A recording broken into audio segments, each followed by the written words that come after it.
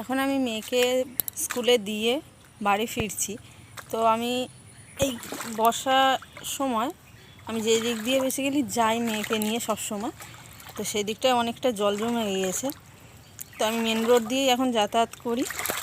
তো আজকে ভাবলাম ওকে দিয়ে আমি একটু এপার দিয়ে ঘুরেই যাওয়া যাক, তোমাদেরকে দেখিয়ে দেওয়া যাবে রাস্তাটা কী অবস্থা আছে। আপনাদের দেয় বাগানের ভিতর দিয়ে যাই, তাই দেখাচ্ছি। দেখো চারিদিকে শুধু বাগান, সবুজে ঘেরা, ওয়াও। আর এই যে জল, রাস্তার অবস্থা দেখাচ্ছি। মানে কিছুটা করে জল জমা আছে, আবার কিছুটা করে শুকনো জায়গা। আর এই বাগান চারিদিকে, এখানে বাড়ি খুবই কম, চতুর্দিকে শুধু বাগান আর বাগান।